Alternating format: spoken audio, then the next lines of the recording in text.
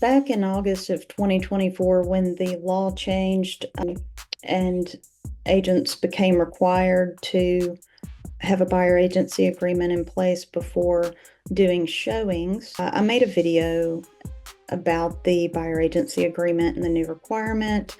And now that we've been doing this for 8 months and I've done it enough to understand better how it actually applies and what the options are, I just wanted to do another video to explain some things a little better, because it's not as scary as it sounded back when it first came out. So I am going to show you the form, and I'm going to go through it real quick and just explain a few things that you need to know if you are considering buying a house. So this is the exclusive buyer agency agreement. If you want to go see a house, you do have to have some agreement with the agent that is showing you the house. But what if you have not interviewed agents? You don't know if this person who you called is the one that you want to stick with. What you should do is have them make this agreement, apply, look at line 19 right here. For viewing and representation as to the following address or legal description. Say you want to go see 123 Main Street. Just tell them you want 123 Main Street on line 20. That way they are covered. They can show you the house. If you purchase that house, that's the agent that is going to represent you in that purchase. If you get there and that agent seems like, I don't know, man, the vibes are off, then you don't have to use them on any other property. Let me back up a little bit and go through some other things. Up here is just your information, the buyer agent's information, who their broker is. You're saying that you are not already under an agreement with another agent, so you can't have 2 or 3 of these. Down here, this is the part that freaks everybody out. This says what the agent's going to get paid. Yeah, we do have to get paid for our services. Now, this has an option to pay the agent to help you find a lease or a rental, but we're talking about purchases. So line 29, for purchase of a property.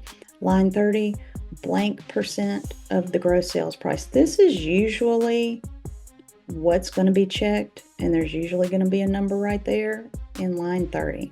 They can charge you a flat fee. They can ask for a non-refundable services fee to go toward the total buyer broker's compensation, buyer agent commission. Normally this line 30 is the one that is going to be checked. Now, I just did one this morning where the buyer is looking in a wide price range. So she may spend $100,000 or she may spend $200,000. And she has agreed to pay me a minimum dollar amount or X percent. So we did line 39, X percent of the gross sales price with a minimum of X number of dollars. So if she spends $100,000, I'm still getting that minimum payment. Now, before you freak out, I gotta pay my agent. All right, look, page 3. Line 99, buyer authorizes the broker to accept any offer of compensation offered by a listing brokerage up to the total amount in line 30. So if they put X percent in line 30, they can't take more than that. They can only take up to that amount. So you're giving your agent permission to accept compensation from the seller or the seller's agent. Line 103, you are instructing your agent to try to get the seller to pay X percent in line 30. Most people want to check line 99 and line 103 because they want to try to get the seller's agent or the seller to pay their buyer agent compensation.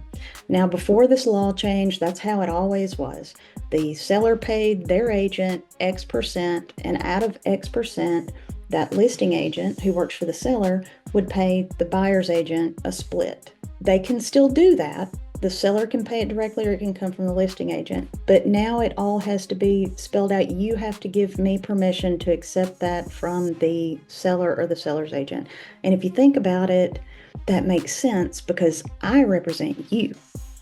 I represent you. Should I take money from somebody else, from the other guy, the guy I'm negotiating against? Should he pay me? Should I be incentivized to get you to buy his house when I'm supposed to be representing your interests? You have to give me permission to let him pay me, which, by the way, I'm working for you either way. But this does put it all out on the table. Everybody's clear on who's paying who I can accept money from, how much I can accept, and under what conditions. So speaking of what conditions, when do you have to pay this? Well, hopefully the seller's agent is going to pay it and you don't pay any of it. When does this get paid? I don't want to sign this because I don't know if I'm going to buy a house. Well, I don't know if you're going to buy a house either.